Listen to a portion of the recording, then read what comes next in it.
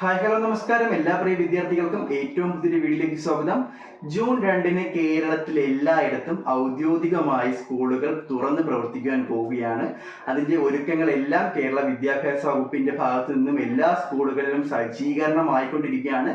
ഇനി SSLCയിലേക്ക് നടക്കുന്ന വിദ്യാർത്ഥികളുണ്ട്, +2ലേക്ക് പോകുന്ന വിദ്യാർത്ഥികളുണ്ട്, 10 SSLC റിസൾട്ട് വന്നതിന് ശേഷം +1ലേക്ക് പോകുന്ന വിദ്യാർത്ഥികളുണ്ട്, ആദ്യമായി 1-ാം ക്ലാസ്സിൽ നിന്ന് പഠിച്ചു തുടങ്ങുവാൻ പോകുന്ന വിദ്യാർത്ഥികളുണ്ട്. എല്ലാവർക്കും നല്ലൊരു അധ്യയന വർഷം ആയിരിക്കട്ടെ ഈ 2025-26 അധ്യയന വർഷം എന്ന് ആദ്യമേ തന്നെ പ്രതീക്ഷിക്കുകയാണ് ഞങ്ങൾ എല്ലാവരും.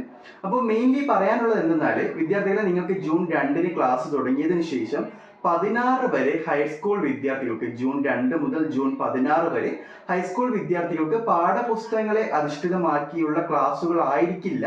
മറിച്ച് നിങ്ങൾക്ക് നിങ്ങളുടെ വ്യക്തിത്വ വികാസവും അതുപോലെ തന്നെ സർഗാത്മക വാസനയും ലഹരി ഉപയോഗം കുറയ്ക്കുന്നതിനും വേണ്ടിയുള്ള ബോധവൽക്കരണ ക്ലാസ്സുകളും വിദ്യാർത്ഥികളെ നല്ല പൗരന്മാരാക്കി വാർത്തെടുക്കുക എന്ന ലക്ഷ്യത്തോടെ വിദ്യാഭ്യാസ വകുപ്പിന്റെ ഭാഗത്തു നിന്നും ഈ 2 ആഴ്ചയോളം, കഴിഞ്ഞ ഒരു വർഷങ്ങളിലും കാണാത്ത രീതിയിലുള്ള ഒരു തയ്യാറെടുപ്പുകളും മുന്നൊരുക്കങ്ങളുമാണ് നിങ്ങൾക്ക് വേണ്ടി ഈ വർഷം ആ ഒരു സ്കൂളുകളിലേക്ക് പ്രവേശിക്കുന്ന വിദ്യാർത്ഥികൾക്ക് വേണ്ടി വിദ്യാഭ്യാസ വകുപ്പ് ഒരുക്കിയിട്ടുള്ളത്.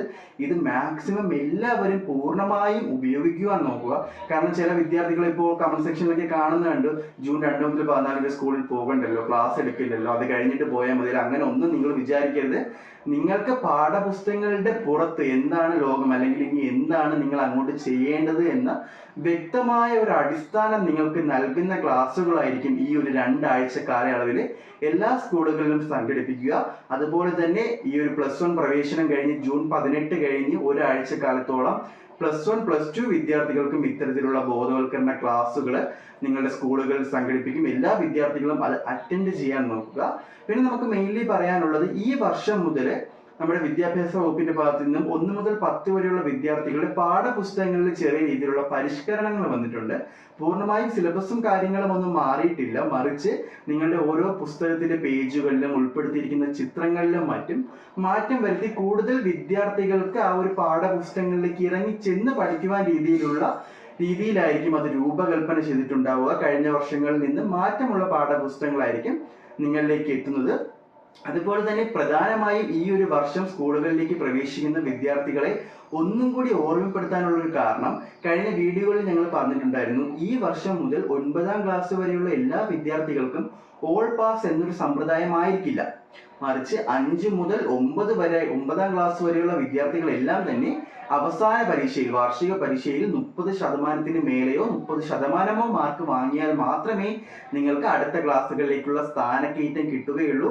ഇല്ലെങ്കിൽ ഈ വർഷം 8-ാം ക്ലാസ്സിലെ വിദ്യാർത്ഥികൾക്ക് നടത്തിയതുപോലെ 2 ആഴ്ചക്കാലമോ 3 ആഴ്ചക്കാലമോ നിങ്ങൾക്ക് അധികമായി ക്ലാസ്സുകൾ തന്ന് റീടെസ്റ്റ് എഴുതി അതിൽ വിജയിക്കാനുള്ള മാർക്ക് നേടിയാൽ മാത്രമായിരിക്കും നിങ്ങൾക്ക് അടുത്തൊരു ക്ലാസ്സിലേക്കുള്ള സ്ഥാനക്കയറ്റം ലഭിക്കുന്നത്. അപ്പോൾ അതെല്ലാം മുന്നിൽ കണ്ട് ഇപ്പോഴേ നിങ്ങൾ നല്ല രീതിയിലുള്ള പഠനം മുന്നോട്ട് കൊണ്ടുപോവുക. അവസാന നിമിഷമുള്ള ആ ഒരു വെപ്രാളങ്ങളെല്ലാം ഒഴിച്ച് നല്ല രീതിയിൽ ആദ്യമേ പഠിച്ചു തുടങ്ങിയാൽ നിങ്ങൾക്ക് അവസാന നിമിഷങ്ങളിൽ നന്നായി തന്നെ സ്കോർ ചെയ്യാൻ പറ്റും. പിന്നെ ഒരു പ്രധാനപ്പെട്ട കാര്യം SSLC വിദ്യാർത്ഥികളോട് പറയാനുള്ളത്, നിങ്ങൾക്ക് മോഡൽ പരീക്ഷ ഈ ഒരു വർഷത്തിന്റെ അവസാനം വാർഷിക പരീക്ഷയോട് ചേർന്ന് മോഡൽ പരീക്ഷ നടത്തുമ്പോൾ ആ മോഡൽ പരീക്ഷയ്ക്ക് നിങ്ങൾക്ക് 30% മാർക്ക് ഉണ്ടെങ്കിൽ മാത്രമേ നിങ്ങൾക്ക് മെയിൻ എക്സാമിലേക്ക് കടക്കാൻ പറ്റൂ. നേരത്തെ ഒരു വീഡിയോയിലൂടെ സൂചിച്ചിരുന്നതാണ്, മോഡൽ എക്സാമിൽ 30% മാർക്ക് നേടാത്ത വിദ്യാർത്ഥികൾക്കും ഞാൻ നേരത്തെ പറഞ്ഞതുപോലെ സ്പെഷ്യൽ ക്ലാസ്സുകൾ നൽകി അത് എടുത്തതിന് ശേഷം മാത്രമേ മെയിൻ SSLC പരീക്ഷയിലേക്ക് കടക്കാൻ പറ്റൂ.